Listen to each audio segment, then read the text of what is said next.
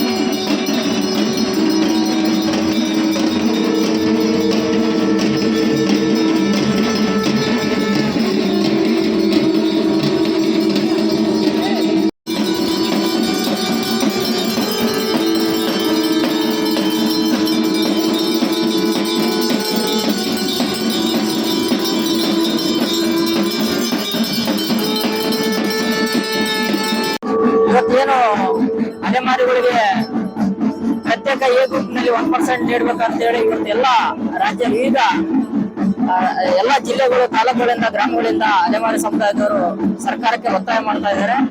ಇವತ್ತು ಏನು ಒಳ ಮೀಸಲಾತಿ ಏನು ಜಾರಿಗೆ ಆಗಿದೆ, ಇವತ್ತು ಅಲೆಮಾರಿ ಸಮುದಾಯಗಳನ್ನ ನಾಗಮೋಹನ್ ದಾಸ್ ವರದಿ ಪ್ರಕಾರ ಎ ಗ್ರೂಪ್ ಅಲ್ಲಿ ಕೊಡಬೇಕಾಯ್ತು, 1% ಕೊಡಬೇಕಾಯ್ತು. ಆದರೆ ಸರ್ಕಾರ ಅದು ಮಾಡಿಲ್ಲ. ಆದರೆ ಇವತ್ತು ನಮ್ಮೆಲ್ಲ ಸಮುದಾಯದ ಜನರು ಇವತ್ತು ಒತ್ತಾಯ ಮಾಡ್ತಾ ಇದ್ದಾರೆ, ಅಲೆಮಾರಿಗಳಿಗೆ ಪ್ರತ್ಯೇಕ ಎ ಗುಂಪಿನಲ್ಲಿ 1% ಕೊಡಬೇಕು. ಅದೇ ರೀತಿಯಾಗಿ ಏನು ಸಿ ಗುಂಪಿನಲ್ಲಿ ಅಲೆಮಾರಿಗಳು ತಗೊಂಡೋಗಿ ಹಾಕಿದ್ದಾರೆ, ಇವತ್ತು ಸುಪ್ರೀಂ ಕೋರ್ಟ್ಗೆ ಜಡ್ಜ್ಮೆಂಟ್ಗೆ ಇದು ಉಲ್ಲಂಘನೆ ಆಗಿದೆ. ಅದಕ್ಕೋಸ್ಕರ ಇವತ್ತು ಸರ್ಕಾರ ಇವಾಗನೂ ಕೂಡ ಮನಗಂಡು ಇವತ್ತು ಸನ್ಮಾನ್ಯ ಮುಖ್ಯಮಂತ್ರಿ ಸಿದ್ದರಾಮಯ್ಯ ಸಾಹೇಬರಾಗಿರ್ಬೋದು, ಅದೇ ರೀತಿ ಉಪಮುಖ್ಯಮಂತ್ರಿ ಡಿ ಕೆ ಶಿವಕುಮಾರ್ ಸಾಹೇಬರು, ಅದೇ ರೀತಿ ಎಲ್ಲ ಸಚಿವ ಸಂಪುಟದ ಎಲ್ಲ ಮಂತ್ರಿಗಳು ಇದ್ರ ಬಗ್ಗೆ ಮನಗಂಡು ಇವತ್ತು ಏನು ನಾಳೆ 27ನೇ ತಾರೀಕದಂದು ವಿಶೇಷ ಒಳ ಮೀಸಲಾತಿ ಕ್ಯಾಬಿನೆಟ್ ಕರೆದಿದ್ರಿ, ದಯವಿಟ್ಟು ಹಿಂದೆ ಆಗಿರೋ ತಪ್ಪನ್ನು ಸರಿಪಡಿಸಿ ಇವತ್ತು ಏನು ಅಲೆಮಾರಿಗಳಿಗೆ ಅನ್ಯಾಯ ಆಗಿದೆ, ಇದು ಘನಘೋರ ಅನ್ಯಾಯ ಅಂತೇಳಿ, ಇದು ಚಾರಿತ್ರಿಕ ಅನ್ಯಾಯ ಆಗ್ತದೆ. ಇದಕ್ಕೆ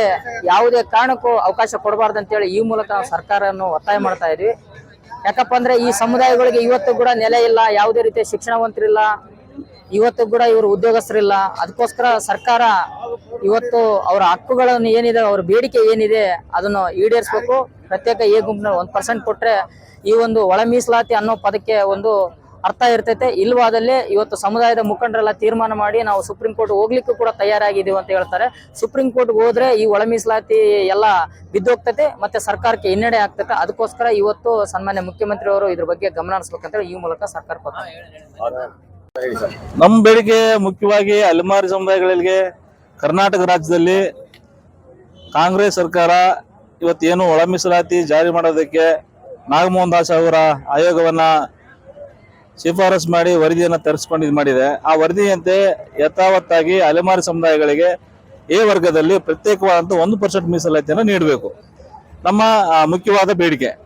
ನಮಗೆ ಮಾನ್ಯ ಉಚ್ಚ ನ್ಯಾಯಾಲಯದ ಸುಪ್ರೀಂ ಕೋರ್ಟ್ನ ನ್ಯಾಯಾಲಯ ಏನು ಜಡ್ಜ್ಮೆಂಟ್ ಬಂದ ನಂತರ ಅಲ್ಲಿಯೂ ಕೂಡ ಹೇಳಿದರೆ ಪ್ರತ್ಯೇಕವಾಗಿ ಏನು ಸೂಕ್ಷ್ಮ ಅತಿ ಸೂಕ್ಷ್ಮ ಸಮುದಾಯಗಳಿಗೆ ಏನು ಬ್ಯಾಕ್ವರ್ಡ್ನೆಸ್ ಇರ್ತಕ್ಕಂಥ ಸಮುದಾಯಗಳಿಗೆ ಮೀಸಲಾತಿಯನ್ನು ಕಲ್ಪಿಸಿಕೊಡ್ಬೇಕಂತೇಳಿ ಹೇಳಿದ್ರು.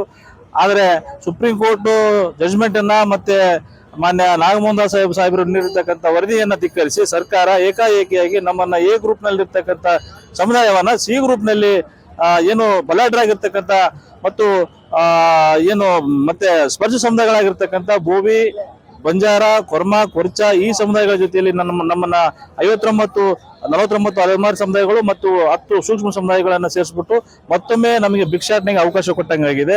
ಮತ್ತೆ ನಿರ್ಗತಿಕರಾಗಿದ್ದೀವಿ, ಮತ್ತೆ ಬೀದಿಯಲ್ಲಿದ್ದೀವಿ. ಈ ಒಂದು ಹೋರಾಟ ನಿರಂತರವಾಗಿ ಮಾಡ್ತಾ ಇದ್ದೇವೆ. ಇಲ್ಲಿ ನಮ್ಮ ಫ್ರೀಡಂ ಪಾರ್ಕ್ ನಲ್ಲಿ ಸಾಕಷ್ಟು ಹೋರಾಟಗಳು ಮಾಡಿದ್ರು ಕೂಡ ಸರ್ಕಾರ ಯಾವುದೇ ಕಾರಣಕ್ಕೂ ನಮ್ಮನ್ನ ಬೆಲೆ ಕೊಡೋ ಕಾರಣಕ್ಕಾಗಿ ನಾವು ನ್ಯಾಯಾಲಯಕ್ಕೆ ಹೋಗಿದ್ವಿ. ನ್ಯಾಯಾಲಯದಲ್ಲಿ ಪ್ರಕರಣ ಈಗಾಗಲೇ ದಾಖಲಿಸಿದ್ವಿ.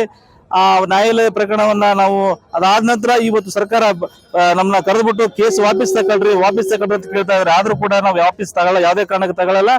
ನೀವು ಹೋಗಿ ಮೊನ್ನೆ ಸರ್ಕಾರದಿಂದ ಏನು ನೇಮಕ ಮಾಡಿರ್ತಕ್ಕಂಥ ಎಜಿ ಅವರ ಮುಖಾಂತರ ಕೋರ್ಟ್ ನಲ್ಲಿ ಅಫಿಡೇವಿಟ್ ಸಲ್ಲಿಸ್ರಿ, ಗ್ಯಾರಂಟಿ ಕೊಡ್ರಿ. ನಾವು 1% ಪ್ರತ್ಯೇಕ ಮೀಸಲಾತಿಯನ್ನ ಸರ್ಕಾರದಿಂದ ನಾವು ಅಲೆಮಾರಿಗಳಿಗೆ 1% ಎ ವರ್ಗದಲ್ಲಿ ಪ್ರತ್ಯೇಕ ಕೊಡ್ತೀವಿ ಅಂತೇಳಿ ನೀವು ಅಲ್ಲಿ ಗ್ಯಾರಂಟಿ ಸಲ್ಲಿಸಿರಿ.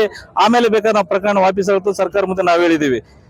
ನಮಗೆ ಯಾವ್ದು ಪ್ಯಾಕೇಜ್ ಬೇಕಾಗಿಲ್ಲ, ನಮ್ಗೆ ಯಾವ್ದು ಭಿಕ್ಷೆ ಕೊಡ್ತಕ್ಕಂಥ ಬೇಕಾಗಿಲ್ಲ. ಬಾಬಾ ಸಾಹೇಬ್ ಅಂಬೇಡ್ಕರ್ ಕೊಟ್ಟಿರ್ತಕ್ಕಂಥ ಸಂವಿಧಾನದ ಅಡಿಯಲ್ಲಿ ನಮ್ಮ ಅಲೆಮಾರಿ ಸಮುದಾಯಗಳಿಗೆ ಏನ್ ಸಿಗಬೇಕು ಆ ಒಂದು ಅನುದಾನವನ್ನ ಕೊಟ್ಟರೆ ನಾವು ಬದುಕ್ತೀವಿ ಸಾಕು. ನೀ ಏನು ಸರ್ಕಾರದಿಂದ ನೀಡಿರ್ತಕ್ಕಂಥ ಅನುದಾನದಿಂದ ನಾವೇನು ಬದುಕೇನಿಲ್ಲ. ನಮ್ಮ ಕಾಲುಗಳು ಕೈಗಳು ಬಹಳ ಬಲಿಷ್ಠವಾಗಿದ್ದಾವೆ. ನಾವು ಸ್ವಾಭಿಮಾನಿಗಳಿಗೆ ಬದುಕ್ತಿದ್ದೀವಿ. ನಾವು ಭಿಕ್ಷಾಟನೆ ಮಾಡಿದ್ರು ಕೂಡ ಬದುಕ್ತೀವಿ. ನಮ್ಮ ಮಕ್ಕಳಿಗೆ ವಿದ್ಯಾಭ್ಯಾಸಕ್ಕೋಸ್ಕರ, ನಮ್ಮ ಮಕ್ಕಳಿಗೆ ಉದ್ಯೋಗಕ್ಕೋಸ್ಕರ, ನೌಕರಿಗಳಿಗೋಸ್ಕರ ನಮ್ಮ ಸಮುದಾಯಗಳ ಬದಲಾವಣೆ ಆಗಬೇಕು. ಈಗಲೂ ಕೂಡ ನಿಕೃಷ್ಟ ಜೀವನವನ್ನ ಬಟ್ಟೆ ಗುಡಿಸಲು ಮಾಡ್ತಾ ಇದ್ದೀವಿ.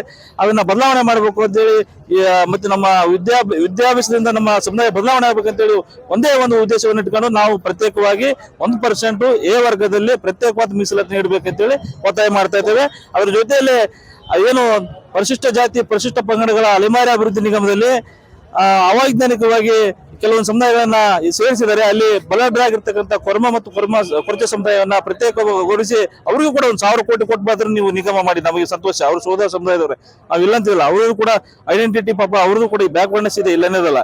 ಆದ್ರೆ ನಮ್ಮ ಸಮುದಾಯಗಳಲ್ಲಿ ಅವ್ರು ಬಲಿಷ್ಠ ಆಗಿರ್ತಕ್ಕಂಥವ್ರು ಈ 49 ಸಮುದಾಯಗಳಿಗೆ ಪ್ರತ್ಯೇಕವಾದ ನಿಗಮವನ್ನ ಸ್ಥಾಪನೆ ಮಾಡ್ಬೇಕಂತೇಳಿ ಒತ್ತಾಯ ಮಾಡ್ತಾ ಇದ್ದೇವೆ ಸರ್ಕಾರಕ್ಕೆ. ನಮ್ಮ ಬೇಡಿಕೆ ಏನಾದ್ರು ಇವತ್ತೇನಾದ್ರು ಈಡೇರಿಸದೇ ಇದ್ರೆ ನಾಳೆ ಕ್ಯಾಬಿನೆಟ್ ಇದೆ, ಕ್ಯಾಬಿನೆಟ್ ನಲ್ಲಿ ನೀವೇನಾದ್ರು ನಮ್ಮ ಬೇಡಿಕೆ ಈಡೇರಿಸದೇ ಇದ್ರೆ ಮತ್ತೊಮ್ಮೆ ನಮ್ಮನ್ನ ಸಿ ಗ್ರೂಪ್ ಅಥವಾ ಬಿ ಗ್ರೂಪ್ ನಲ್ಲಿ ಆಗಿದ್ರೆ ನಾವು ಮತ್ತೊಮ್ಮೆ ಕೋರ್ಟಿಗೆ ಎಡಿಷನಲ್ ಪಿಟಿಷನ್ ದಾಖಲೆ ಮಾಡೋದಕ್ಕೆ ನಾವೆಲ್ಲ ತಯಾರಾಗಿದ್ದೇವೆ. ನಾವು ಖಂಡಿತವಾಗಿ ಮಾಡೇ ಮಾಡ್ತೀವಿ. ನಮಗೆ ಅನ್ಯಾಯ ಮಾಡಿದ್ರೆ ನಾವು ಸುಮ್ಮನೆ ಇರಲ್ಲ. ಆ ಕಾರಣಕ್ಕಾಗಿ ಸರ್ಕಾರಕ್ಕೆ ಮತ್ತೊಮ್ಮೆ ಮನವಿ ಮಾಡ್ತಾ ಇದ್ದೇವೆ. ನಮಗೆ ನ್ಯಾಯವನ್ನು ಒದಗಿಸಿಕೊಡ್ಬೇಕಂತ ಮಾನ್ಯ ಮುಖ್ಯಮಂತ್ರಿಗಳು ಮನವಿ ಮಾಡ್ತಾ ಇದ್ದೇವೆ.